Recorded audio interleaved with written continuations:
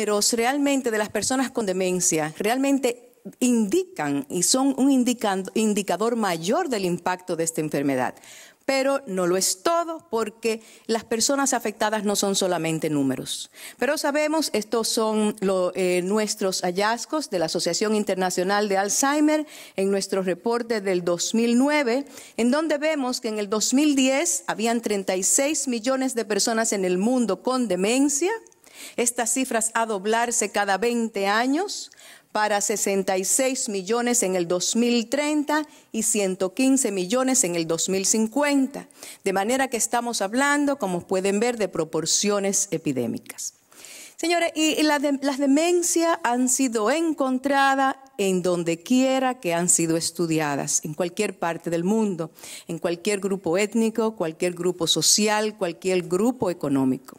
Sin embargo, el tener demencia y el cuidar por una persona con demencia es difícil en todas partes del mundo, pero tiene sus connotaciones especiales en cada sitio donde se cuida, en cada sitio donde se tiene un enfermo con esta enfermedad.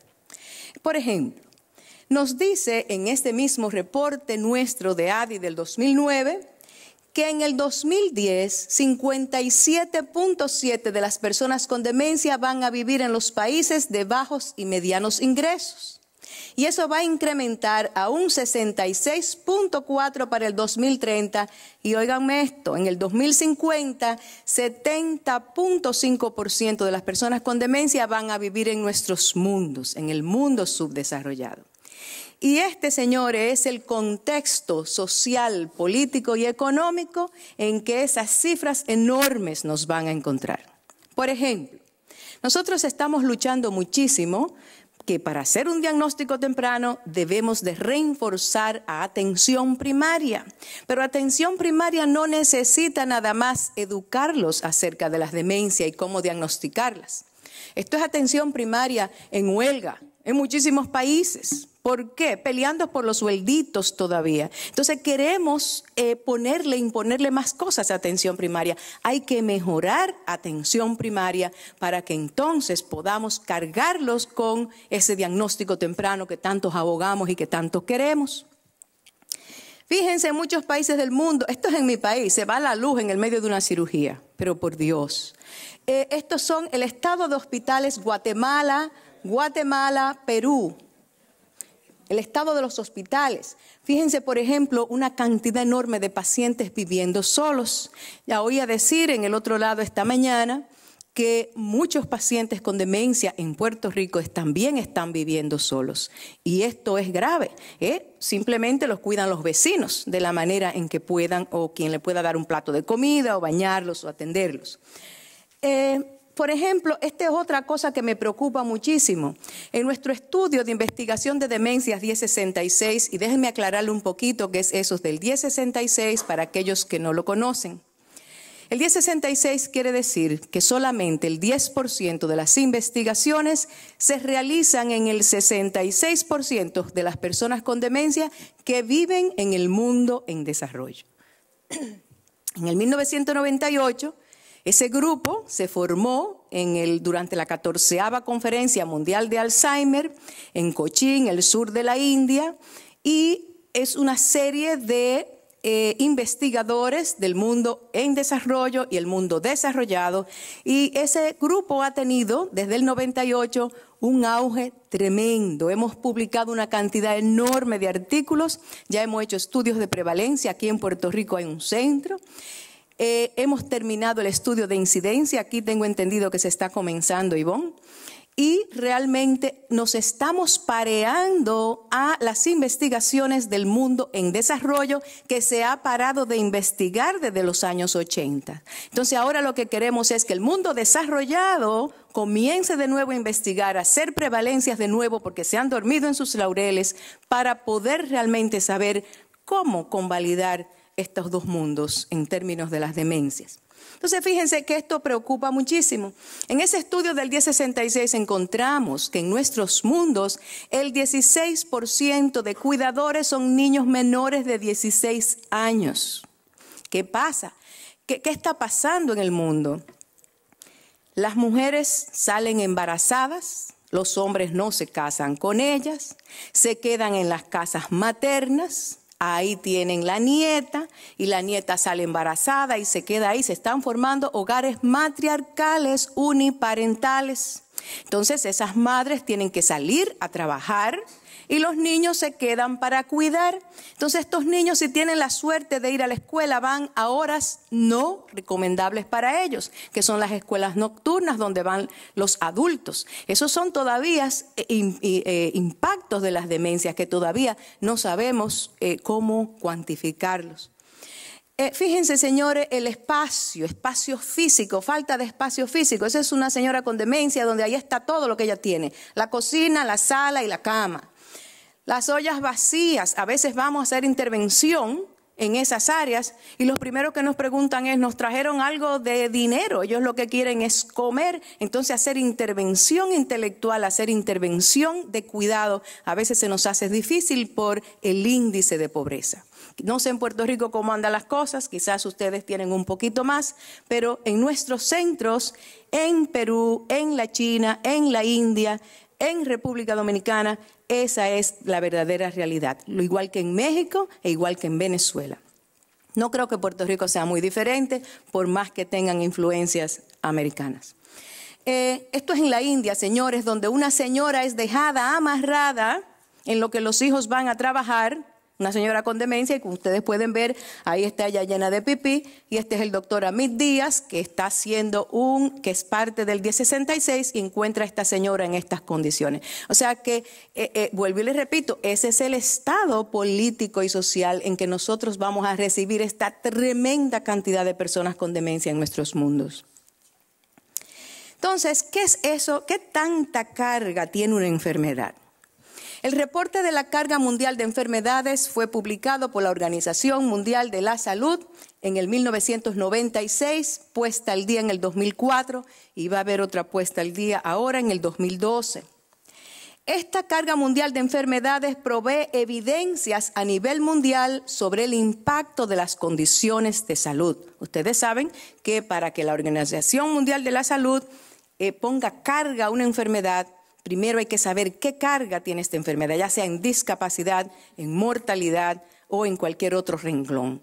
Y esta carga de enfermedades realmente es lo que prioriza y planea las políticas de salud a nivel de los mundos, a nivel de los países. De ahí la importancia. Y de ahí porque nosotros en la Asociación Internacional estamos haciendo una presión tremenda para que la Organización Mundial de la Salud declare la enfermedad de Alzheimer como una urgencia global de salud.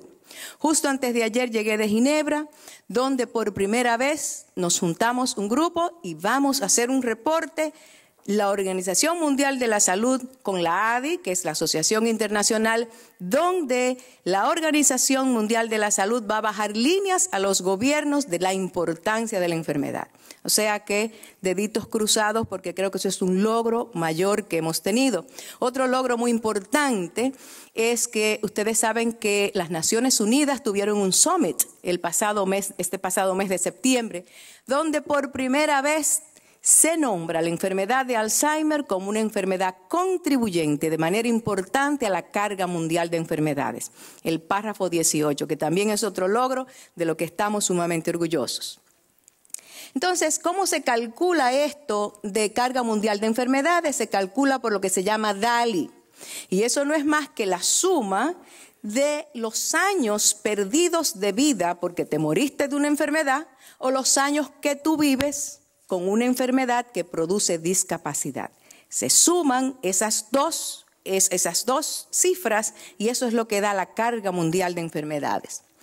Esto suma los efectos de las enfermedades sobre la mortalidad, o sea, la cantidad de tiempo que tú vivas y la calidad de vida que tú vives, que tiene que ver con la discapacidad. El impacto de una condición sobre la mortalidad es lo que determina la carga mundial de enfermedad debido a mortalidad, o sea, la cantidad de vida. El riesgo de mortalidad para demencia es de 2.63 para los efectos de demencia. Y los estudios en países de bajos y medianos ingresos, como en Brasil y Nigeria, muestran más o menos lo mismo. La discapacidad y demencia, los efectos de vivir un año con discapacidad va a depender del peso que tenga una condición específica de salud sobre discapacidad. Y la carga mundial de enfermedades reporta que la demencia tiene el más alto peso de discapacidad, con la excepción de lo que llamamos el retraso mental. O sea que luego del retraso mental, o sea, como una condición del neurodesarrollo, la demencia es la causa más importante de discapacidad y no se le está prestando atención. Las enfermedades crónicas, fíjense que eso fue uno de los hallazgos más importantes de ese reporte sobre la carga mundial de enfermedades, y es que las enfermedades crónicas no contagiosas se están volviendo rápidamente la causa dominante de trastornos de salud, no solamente en los países desarrollados, sino en los subdesarrollados. O sea, que ya hay más control de las enfermedades agudas, infecciosas, que de las enfermedades crónicas. Y yo siempre digo, ¿qué estamos haciendo la clase médica con prolongar la cantidad de vida si no le damos calidad? ¿Verdad? Tenemos una cantidad de personas mayores discapacitadas y no le estamos prestando atención. Es importante entender la contribución de demencia en relación a otras enfermedades crónicas. Y vamos a ver, en esta carga mundial de enfermedades, vimos que la demencia es la causa más importante de discapacidad, secundario solo a la ceguera, a la no visión. Y fíjense que para hacer esto, ¿qué es lo primero que tenemos que ver cuando hablamos de carga mundial de enfermedad? Lo primero que tenemos que ver son estos números aquí abajo, ¿verdad?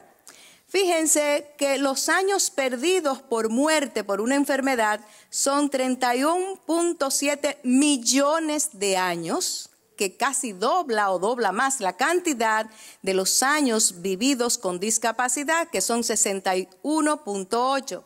De manera que comiencen ya por ahí a ver hacia dónde se va a la balanza, si no se va para las enfermedades que producen mortalidad o para las enfermedades que producen discapacidad, porque estamos hablando de muchos años perdidos comparados con los años vividos con discapacidad.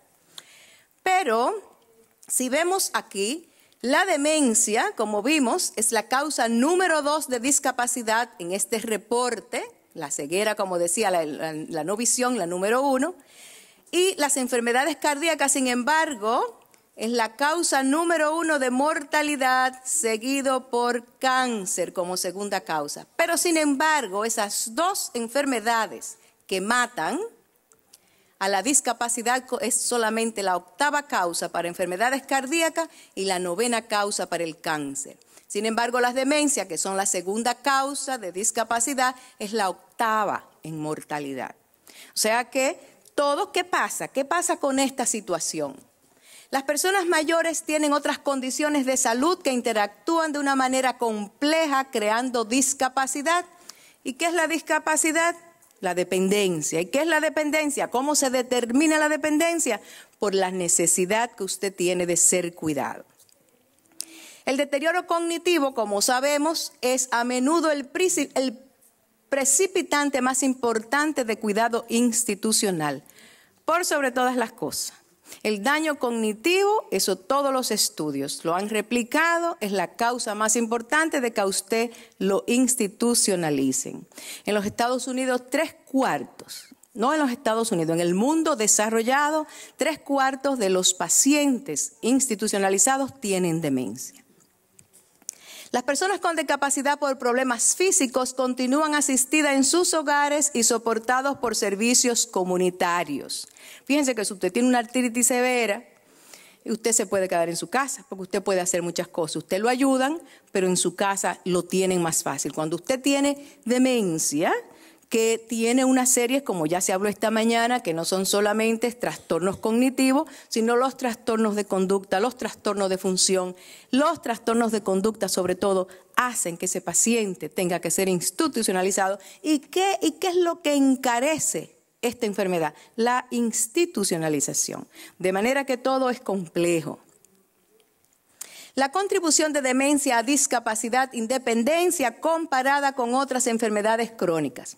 Un metaanálisis de 77 estudios longitudinales comunitarios demostró que el deterioro cognitivo era el predictor más importante de institucionalización, aumentando el riesgo de 2,5 veces. Eso es lo que les acabo de decir.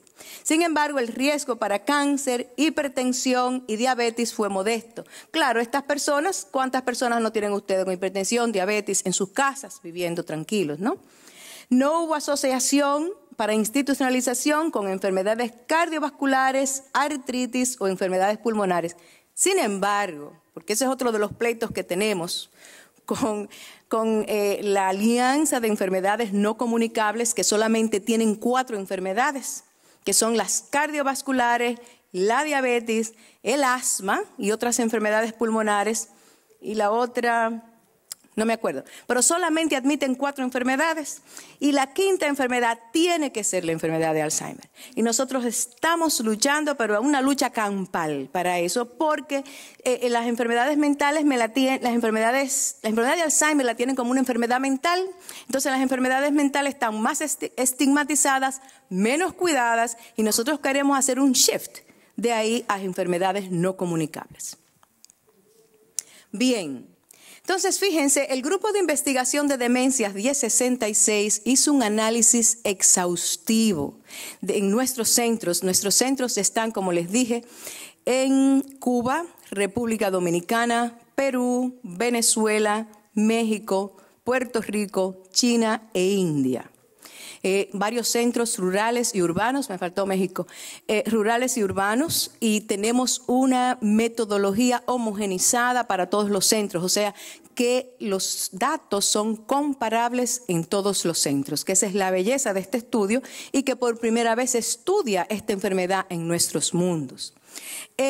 De acuerdo, entonces hicimos un análisis muy detallado de cada una de las enfermedades crónicas, muy parecida a lo que se hizo en la carga mundial de enfermedades. Y se aplicaron modelos de regresión para ver el grado de contribución de cada una de esas enfermedades a discapacidad.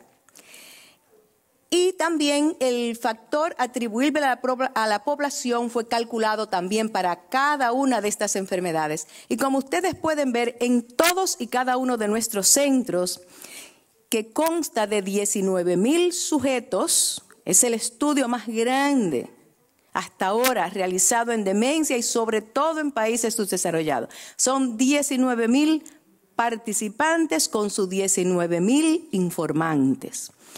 Y en este estudio y en todos nuestros centros, la demencia emergió como la causa más importante de discapacidad. Recuerden que en la carga mundial de enfermedades, la no visión, la ceguera fue la causa número 1. En nuestro centro fue la demencia y seguido por parálisis o debilidad de los miembros. Nuestros viejitos se quejan muchísimo de que las rodillas se me flojan, de que no puedo caminar. La segunda causa de discapacidad en nuestros medios. Fíjense que ni depresión, ni artritis, ni las enfermedades isquémicas cardíacas tuvieron correlación con discapacidad como la tuvo la demencia. La dependencia es un tópico muy descuidado en salud pública. Este fue un primer reporte en un país de bajos ingresos que fue hecho por nuestro centro en República Dominicana, publicado en el BMC Public Health de 2008, y encontramos que la prevalencia de dependencia, por supuesto, aumenta significativamente con la edad, pero lo más importante fue que estandarizado por edad es tan alta como en los Estados Unidos. O sea que no son nada más los países ricos que tienen personas mayores discapacitadas. En nuestros mundos estamos igual, porque como dijeron esta mañana, estamos envejeciendo al mismo paso de una manera importante. Por tanto, la discapacidad va a ir aumentando. Y interesante fue también que estas personas mayores dependientes, háblense personas con demencia o con otras discapacidades, eran menos probables que otros de tener una pensión mucho menos probables de tener un trabajo remunerado y esto que me impresionó mucho, no son más probables de beneficiarse del soporte financiero de sus familiares. O sea que también voy a hablar ahorita para que ustedes vean cómo el sistema familiar está cambiando. Ese sistema familiar en que los viejos podían confiar en ellos, en que se sentían seguros, eso se está acabando y los gobiernos no se están dando cuenta y dejan a los familiares cuidar sin la ayuda de los gobiernos. Entonces eso se está tragando el sistema familiar. La dependencia fue demencia el contributor independiente más fuerte para discapacidad y estos datos fueron replicados en Nigeria, en nuestro centro. Hay un centro en Nigeria que se me olvidó mencionarlo. Richard Awaki es quien lo dirige y él encontró y replicó todos estos encuentros. O sea que fíjense que estamos hablando de Nigeria, de Latinoamérica, de China, de la India y estamos todos en el mismo bote, con unas connotaciones diferentes unos u otros, pero por ahí vamos. Entonces, yo digo que intervenciones apropiadas suman años a la vida y vida a los años. Esto lo dijimos, las enfermedades crónicas tienen un impacto diferente sobre discapacidad y mortalidad. Los matadores son el cardiovascular y el cáncer. Y el impacto de demencia se siente mucho más en años vividos con discapacidad. Pero vamos a ver en la práctica cómo esto se traduce. Cómo los políticos, cómo los encargados de establecer políticas de salud miran esta situación. Vamos a ver.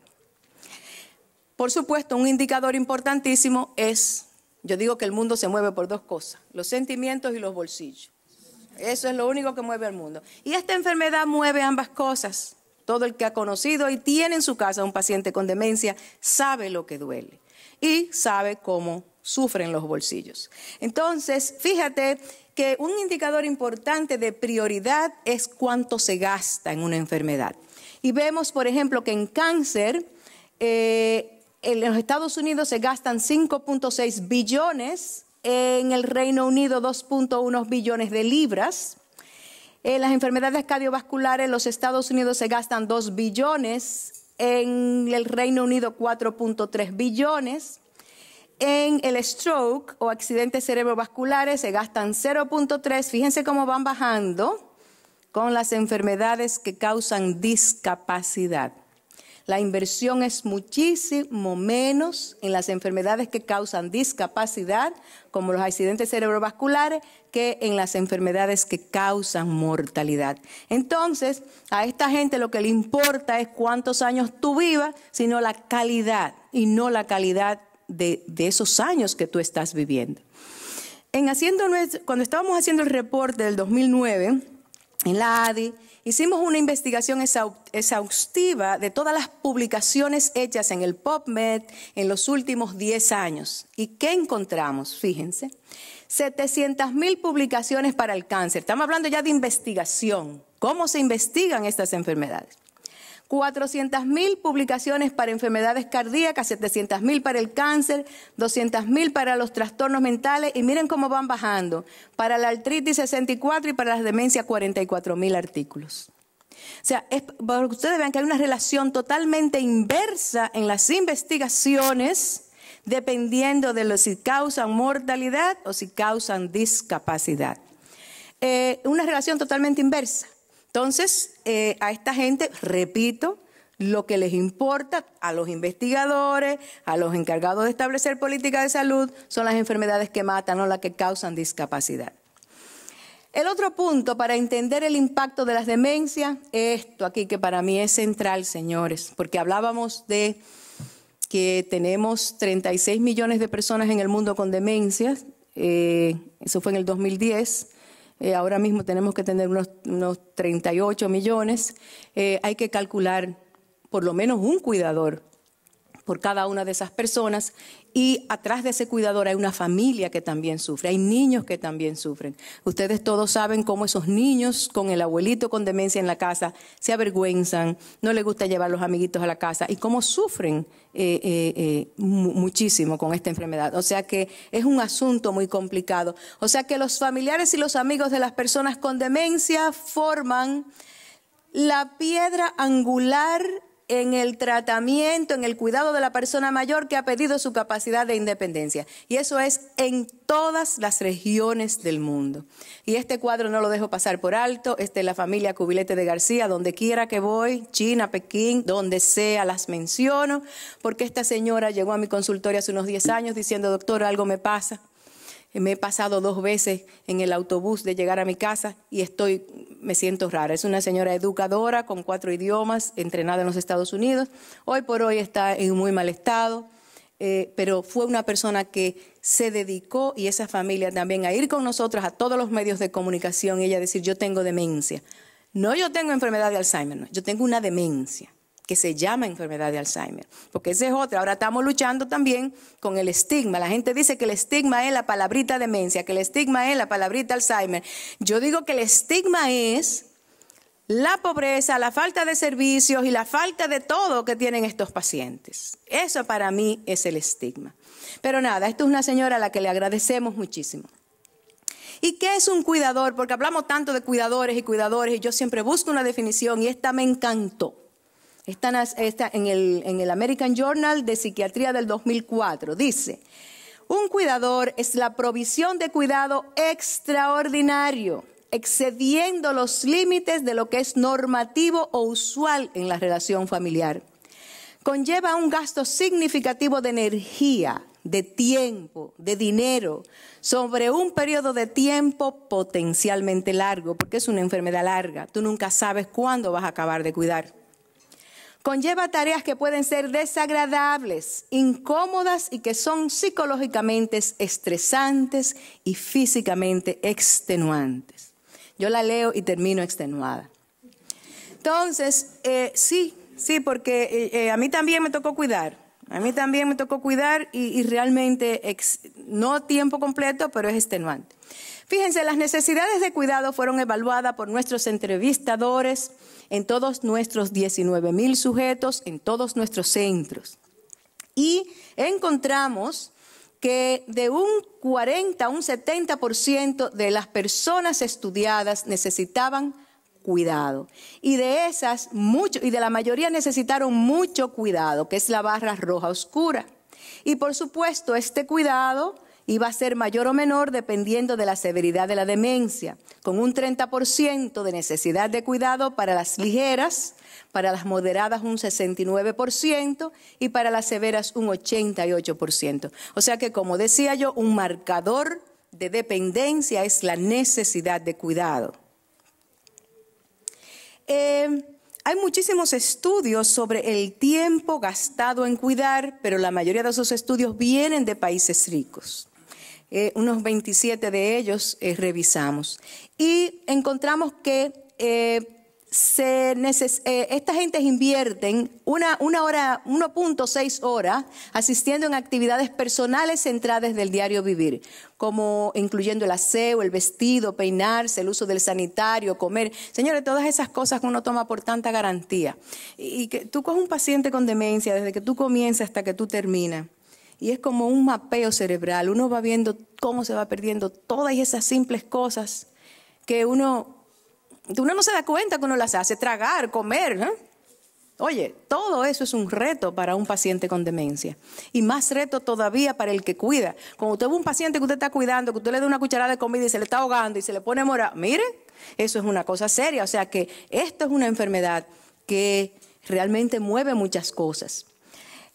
Si cuando se incluye el tiempo con las actividades instrumentales del diario vivir, las actividades instrumentales del diario vivir son aquellas actividades más finas que necesitan un aparato cognitivo más intacto, como por ejemplo ir de compras, cocinar. Señores, cocinar es una cosa complicada y uno no se da cuenta. Para usted cocinar, hacer una cena, yo voy a hacer una cena en mi casa para 10 personas. Primero usted tiene que calcular qué cantidad de comida para esas 10 personas. Usted tiene que saber qué cantidad usted va a comprar. Es complicado, no es tan simple. Cuándo se echa la sal, cuándo se echa cada ingrediente. O sea, cosas que hacemos normalmente, eso es un reto. O sea, son actividades instrumentales del diario vivir. Para usted ir de compra, usted necesita saber cuánto le van a devolver, cuánto usted va a gastar. Usted necesita coger un carro. O sea, eso necesita una cognición intacta. Y por supuesto eso gasta más tiempo, 3.7 horas. Y si a eso usted adiciona la supervisión general, 7.4 horas por día, sume y es casi un día completo. Y eso es en países ricos. Bien, el estudio piloto 1066 versus el Eurocare. Estos son estudios de cuidado que se hicieron en los 14 países europeos, con 288 cuidadores que normalmente eran las esposas. Por supuesto, en esos países las parejas viven solas. ¿Y quién cuida? La pareja. Por eso yo le digo a los hombres, pórtense bien, que cuando nos toque a nosotros cuidar, nosotros vivimos más, es verdad que nos da Alzheimer, pero porque vivimos más. Si se portaron mal y vivieron pegando los cuernos a las mujeres, no les espera un cuidado muy bueno. Así es que pórtense bien. ¿Ok? Entonces, en nuestro estudio 1066, fíjense que eran 708 cuidadores, porque eran más grandes, el número de pacientes era mayor. Esos cuidadores se estudiaron también y encontramos que el 85% o más eran parejas y vivían solos. En nuestro centro, el único donde se encontró que la pareja era el cuidador fue en China. Después, en todos nuestros centros, los cuidadores eran los hijos o las nueras. Cuando dicen que los hijos, cuando dicen que los hijos cuidan, ella está siendo cuidada por su hijo. No es por el hijo, no, es la nuera la que está cuidando. Entonces, ustedes lo saben. Él va y pone el dinero y va y le pasa la mano. Mami, ¿cómo pasaste el día? Pero quien está cuidando, pasándose el día es la pobre nuera. Fíjense que en el estudio 1066, un cuarto a la mitad de las viviendas estaban compuestas por 3 generaciones, lo que le dije ahorita. La abuela, la hija y la nieta, que salen todos embarazadas en la casa y se quedan ahí, son multigeneracionales. Y fíjense que los niños por debajo de 16 años tienen que ser considerados cuidadores, y cuando hablemos de cuidadores, ellos tienen que ser incluidos, por lo menos en nuestros mundos. La sobrecarga del cuidador, ustedes saben que de eso se ha hablado muchísimo, de la sobrecarga del cuidador. En los Estados Unidos, más del 40% de los familiares y otros cuidadores no pagados de personas con demencia identificaron el estrés emocional y de cuidar como muy alto. En nuestros países de bajos y medianos ingresos, mientras el formar parte de una vivienda con muchos integrantes atenuaba la carga del cuidador principal, la tradicional red de cuidado de la familia extendida no proveyó protección. Esto es muy importante porque nosotros hipotetizamos que en una familia donde hay un enfermo con Alzheimer y está la mamá, la nieta, la abuela, el primo, el tío, ¿no? La carga se distribuye y yo voy al colmado, atiéndelo tú. Pues no fue así, no fue protector. No fue un factor protector, sino que reportaron la misma sobrecarga que el Eurocare, que los europeitos. O sea que los europeos y nosotros tenemos la misma sobrecarga. La mayoría de los familiares y amigos que proveen cuidado informal se enorgullecen de su rol y perciben muchas cosas positivas. Eso también es verdad, porque no podemos decir que todo es malo. Por ejemplo, en el estudio en República Dominicana, y estoy seguro que aquí en Puerto Rico también, la mayoría de los cuidadores decían, es mi papá, tengo que cuidarlo. O sea, eso no se cuestiona. O sea, nosotros nacemos con un contrato que no está escrito. Yo soy tu papá, yo te cuido ahora porque yo te viejo, tú me cuidas a mí. O sea, eso es un contrato que no está escrito, pero eso es así. Pero definitivamente hay muchas cosas que reportan como positivos. Pero sin embargo, también experimentan altos niveles de sobrecarga, morbilidad psicológica y daño en su salud física. Por ejemplo, del 40 al 75% en el Eurocare, con el mismo rango de... o sea, la sobrecarga de cuidado en el Eurocare reportaron de 40 a 75%, con el mismo rango de prevalencia observado en 21 de los 24 centros pilotos del 1066. O sea, lo que quiere decir, vuelvo y repito, que los mundos ricos y los mundos pobres reportan el mismo grado de sobrecarga. Una revisión sistemática identificó 10 estudios que evaluaron la prevalencia de depresión mayor entre los cuidadores de personas con demencia, usando entrevistas clínicas estructuradas, y esta depresión varió entre un 15 al 32%. En 6 estudios de prevalencia, la depresión mayor comparada con muestras controles, la prevalencia fue de 2.8 a 38.7 veces más alta. En nuestro estudio del 1066, el hallazgo más importante es que el grado de sobrecarga entre un cuidador de una persona con demencia y el cuidador de una persona con otras enfermedades crónicas, el grado de sobrecarga es 3 veces mayor en el que cuida a un paciente con demencia, y eso fue correlacionado con los síntomas psicológicos y conductuales. O sea, ese grado de sobrecarga es relacionado no a la parte física, no a la parte cognitiva, sino a la parte conductual, que ustedes saben que ahí es que está la sobrecarga. El no duermo de noche, el me voy, ese es el grado. Bien. Fíjense, el sistema de cuidado está en amenaza porque la familia es la que cuida. Entonces, ¿qué está pasando? ¿Qué está pasando con ese sistema de cuidado? Las mujeres nos estamos educando, y eso es visto como algo positivo. La mujer está participando en la fuerza laboral. ¿Y quién es el cuidador por excelencia? La mujer. Entonces, si yo tengo que trabajar, si yo estoy educada y en la fuerza laboral, voy a querer menos tomar el rol de un cuidador, ¿verdad que sí? O sea que este sistema de cuidado está en amenaza. La migración. Los campos se están quedando solos, todos los hijos se van a las ciudades. En República Dominicana hay un pequeño Nueva York en Manhattan, por ahí. Es un pequeño Nueva York en Washington Heights. En China, en la India, hay un acrónimo que dice PICA, que es Parents in India, Children Abroad. Entonces, sí, entonces todos los hijos se están yendo, buscando una mejor vida, buscando una mejor solución a las cosas. La disminución de la fertilidad en el estadio final de transición demográfica. Las mujeres antes paríamos 4 o 5 muchachos, 1 o 2. Ahora, yo estuve en el Foro Mundial de Demografía en octubre del año pasado, que se realizó precisamente en Ginebra, en Suiza, y los demógrafos estaban muy preocupados y decían, ¿quién va a cuidar? ¿Quién va a cuidar en estos mundos, en el mundo desarrollado, donde hay tantas personas mayores y no hay esa generación que cuide? Entonces, todas esas cosas, yo cada vez que voy a buscar una visa para ir a España, para ir a Europa, eso es un trabajo, señores. Esa visa Schengen, eso da un trabajo. Entonces ellos estaban diciendo que eso se va a abrir, pero no a los profesionales, sino a la gente del mundo subdesarrollado, para que vayan a cuidar a esta gente, a estos cuidadores, a estas muchachas que trabajan aquí, son las que se van a ir para allá para poder cuidar, porque no tienen quien los cuide.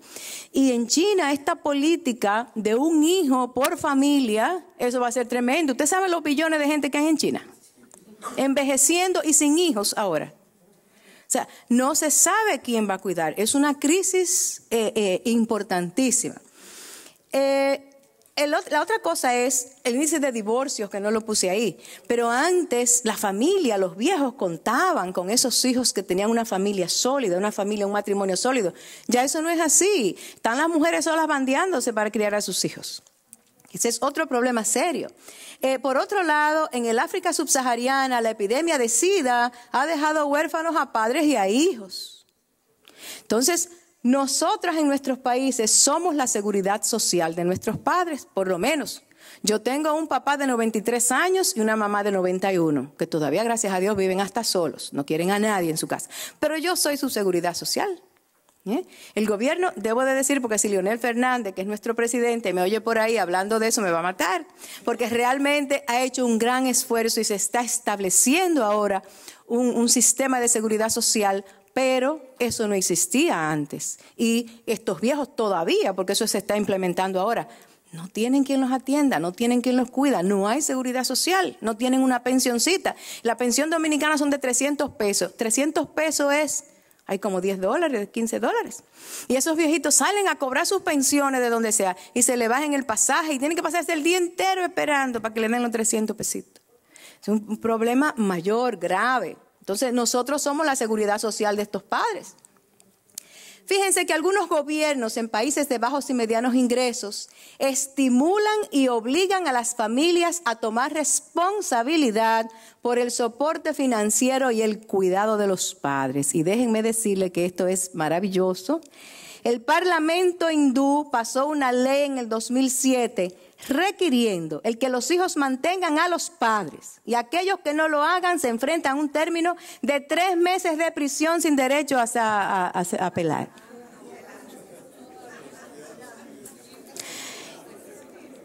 Y así dice la ley. Oiga, la edad adulta se ha vuelto un problema social, un reto social.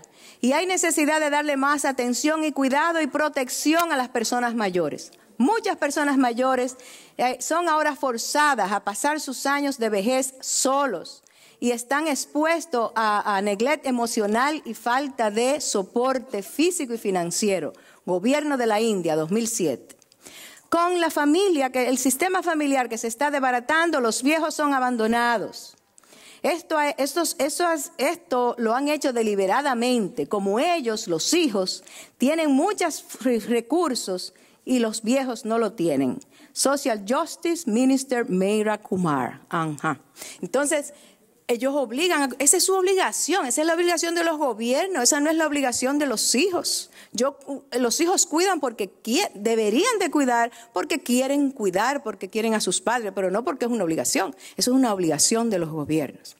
Pero yo les digo a la gente que simplemente el gobierno de la India tuvo el coraje de ponerlo en una ley, pero los gobiernos de nosotros hacen lo mismo porque nosotros tenemos que cuidar y ellos no nos dan nada. ¿Eh?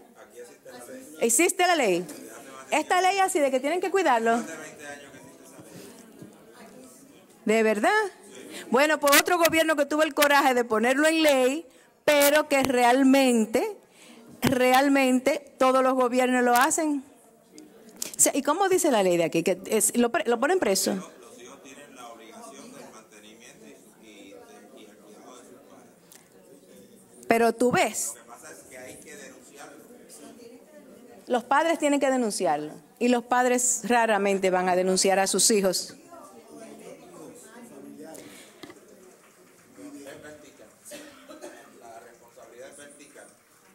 Que tenemos el Departamento de Servicios Sociales, que hoy día se llama de la familia, es el que interviene en esos casos y de hecho con Lilian, nosotros en la oficina hemos intervenido en varios casos de eso, requiriéndole a los hijos que tienen que tomar acción en el cuidado de sus padres. Yo realmente pienso que eso es un trabajo del gobierno. Esto es lo que pasa es que los gobiernos, déjame ver si yo puse esto por aquí, ¿dónde está? Bueno, no está por ahí, pero yo pienso que los gobiernos usan las familias, ¿eh? Los gobiernos usan las familias. ¿Dónde yo tengo esta cosa por aquí? Bueno. Y asumen el que las familias es una parte gratuita del Estado, que ellos lo tienen que usar para cuidar, porque yo entiendo que la familia cuide, pero que el Estado les reembolse a esas familias que tienen que dejar de trabajar para cuidar. O sea, eso son legislaciones que tienen que ser hechas. Porque, ¿me decías algo? Si ellos, todos los hijos dicen que no, yo no puedo porque yo trabajo, entonces el juez le dice, pues tú me vas a dar $100 cada uno y yo la pongo a ella en un centro. Bueno. La legislación de la India también prevé que el Estado habilite hogares de ancianos como último recurso para los pobres y que no tienen hijos. Tales políticas yo las comprendo y son comprensibles frente al contexto de un problema social tan grande. Porque, óigame, en la India hay demasiada gente, en China hay demasiada gente. Y frente a un problema social así, pues el gobierno tiene que hacer algo, ¿verdad? Pero esa no es la solución. ¿Qué va a hacer esto? Que la proliferación de hogares de cuidado en lugares como China y la India, al igual que los cuidadores pagados, como la economía va en desarrollo, todo eso va a aumentar. Los cuidadores pagados, las instituciones, todo eso va en aumento. Lo grande es que no están reguladas y cualquiera abre un sitio para cuidar. que es otro peligro que tenemos. Fíjense que el índice, el radio de dependencia es determinado por el número de personas dependientes dividido por el número de la población que trabaja. Entonces, los dependientes son cada vez mayores. Estamos hablando que para el 2030 China va a tener un 20% de gente dependiente. Ustedes vieron, Nigeria tiene 24% de gente dependiente. Ustedes vieron las cifras en República Dominicana. O sea que al fin y al cabo, este radio de dependencia lo que va a hacer es que estos hogares proliferen de una manera vertiginosa y con eso el aumento del costo de las demencias. Ante emergencias como estas, las cosas que se deben de hacer, ¿verdad? Es prevención de discapacidad a través del control de las enfermedades crónicas. Vamos a controlar las enfermedades crónicas que pueden ser controlables. Limitar la discapacidad a través de la rehabilitación comunitaria. Mitigar los efectos de la discapacidad aumentando la participación. Manejar la discapacidad a través de acceso universal a cuidados a largo plazo. Y todo esto lo hemos oído muy claramente definido, por ejemplo, en el Plan de Acción Internacional sobre la Vejez en Madrid, al igual que la Convención de las Naciones Unidas en el 2008 para las personas con discapacidad. El problema es que nada de estas cosas se implementan por falta de recursos, por falta de comunicación, por lo que sea. Y para mí lo más importante, que durante este mes del Alzheimer he estado viajando por todas partes, ayudando a las asociaciones a crear conciencia a nivel de los ministerios de salud, a nivel de los ministerios de Social Affairs, es que la falta de comunicación es impresionante. Por ejemplo, en Argentina se tiene una plataforma excelente para las personas mayores, que es simplemente insertar dentro de esa plataforma el cuidado de las demencias. Pero es que nadie sabe lo que el otro hace. La asociación estaba totalmente divorciada de que eso estaba sucediendo y esta gente tampoco sabían que había una asociación que está haciendo cosas maravillosas también por ahí. O sea que también eso hace que se pierdan los recursos.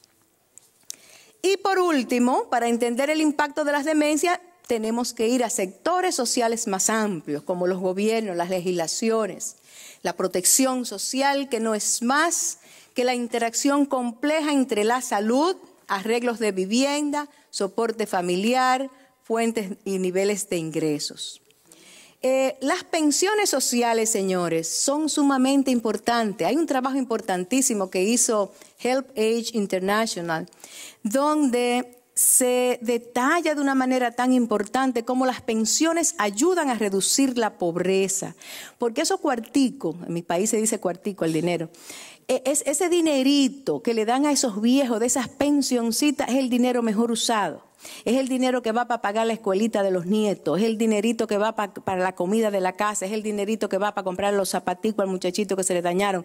O sea que las pensiones ayudan a aliviar la pobreza y por otra parte, señores, reforzan los lazos familiares y permiten que ese viejito no se sienta una carga, sino que sea una ayuda y sea una parte importante dentro de esas familias. De manera que ese sistema de pensiones y esas legislaciones hay que hacerlas y hay que luchar por ellas.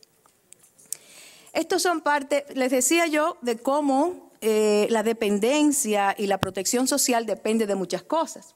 Esto es parte de nuestro estudio. Los ingresos de las familias y pensiones gubernamentales y ocupacionales. Fíjense que en nuestros países, si van a la República Dominicana, esto es el soporte de las familias versus las pensiones. Esto ha cambiado, vuelvo y digo, por la instalación. Pero fíjense que casi igual número de pensionados, pero igual número de personas dependen de lo que le mandan las familias. Igual en todos los centros en la China y de la India y en China rural. En México rural, o sea que este dinerito que le manda la familia a las personas mayores es una fuente importante de ingresos. Aquí no está Puerto Rico porque todavía cuando se hizo ese análisis Puerto Rico no había terminado el estudio de prevalencia. Prevalencia de inseguridad alimenticia, señores, es alarmante cómo nuestra gente no es que pasa hambre por falta de dinero para comer. Fíjense en República Dominicana la cantidad de personas, fíjense en la India, en ambos centros, Perú rural, México rural, son gente que pasa hambre, que no tiene con qué comer. Por eso les digo que a mí a veces me da hasta vergüenza cuando yo entro a esas casas de que hablarle de demencia y que la demencia y que hay ayuda y que es una demencia. Oye, esa gente lo que me dice, ¿me van a traer algo? Siempre buscan, piensan que es algo que uno le va a dar. O sea que es una situación muy compleja. Por supuesto, esto conlleva a una prevalencia de depresión, de acuerdo al DSM-4, altísima. De nuevo, miren a la República Dominicana que sobresale. Y me dicen, ¿y por qué en la República Dominicana el índice de depresión es tan alto? Pues ya lo vieron. ¿Y por qué? Oh, pero Señor Dios. Y volvemos a lo mismo. Miren, la India, toda la gente que pasa hambre, mire, todos los que pasan hambre son los que están deprimidos y no van a estar deprimidos. Claro que van a estar deprimidos. Otra cosa importante, si decimos que nosotros somos parte del seguro social de nuestros padres, fíjense, en nuestros centros evaluamos la disponibilidad de hijos a unos 50 millas y también la infertilidad, o sea, la falta de hijos. Si ven, la parte blanca es que no tienen hijos. Y de nuevo volvemos a la República Dominicana, Cuba con un 15%, República Dominicana con un 13%, Perú rural más o menos con un 10%, gente que no tienen hijos, viejos sin hijos. Y aparte de esto se suma la migración, volvemos a República Dominicana, no hay hijos dentro de 50 millas porque toditos están en Washington High. Entonces, eso es grave porque no tienen ese soporte que necesitan de los hijos. Y vamos al costo de las demencias. Nuestro reporte de ADI del 2010 se basó únicamente en costos de demencia. Los costos de demencia se clasificaron en 3 partes. Uno es el costo de salud, muy bajito, salió el costo de salud. ¿Por qué? Porque como se considera parte normal del envejecimiento, no buscan ayuda. O sea, el costo de salud fue bajito. Ahora, el costo de cuidados formales, que es el costo de las instituciones, de los hogares, sumamente alto, sobre todo en los países ricos. Y el costo informal, que son los cuidados de salud, los cuidados gratuitos que hacemos los familiares, incluyendo la oportunidad y la pérdida de salario, también fue un costo que salió muy bajito porque nosotros somos los que los costeamos. Ahora, cuando esos costos se calculan, ¿qué le costaría al gobierno? El costo total de las demencias a nivel mundial es de 604 billones de dólares por año. Eso equivale a un 1% del Producto Global Bruto. O sea que estamos hablando de dinero, de una enfermedad de gastos. Y cuando publicamos eso, no hubo una prensa en el mundo que no saliera, porque tú nomás tienes que hablar de dinero, sale todo el mundo. Eso fue una cobertura increíble. O sea que, pero yo pienso que estos gastos, nosotros tenemos que resolver esto. El mundo desarrollado tiene que aprender de nosotros, porque el paciente se cuida mejor en su casa, es más económico, sale más barato, pero tiene que ser remunerado y el paciente va a tener mejor calidad de vida. O sea que no es que todo lo que nosotros hacemos es malo, lo que el mundo desarrollado puede aprender mucho de nuestros mundos. Y finalmente, debo decir que el mundo está enfrentando una epidemia de proporciones sin precedentes. Sus efectos se sentirán particularmente en países de bajos y medianos ingresos, los que por supuesto están menos preparados para enfrentar el reto. China, señores, en el 2030 va a tener más personas con demencia que el mundo desarrollado completo. Y China no va a estar preparada para enfrentar este reto. Los costos sociales se van a elevar inexorablemente por la creciente necesidad de cuidados a largo plazo y yo digo que no hay tiempo que perder. El tiempo para actuar es ahora. Y quería decirles que el Congreso Iberoamericano de las Asociaciones de Alzheimer es en Habana, Cuba, del 20 al 22. Bueno, desde el 19 al 22, porque hay muchas otras actividades y los invitamos y esperemos que estén allí. Y por supuesto, la conferencia mundial es en marzo, del 7 al 10 y va a ser en Londres, donde finalmente entrego mi presidencia allí. Señores, muchísimas gracias y repito que no hay tiempo que perder.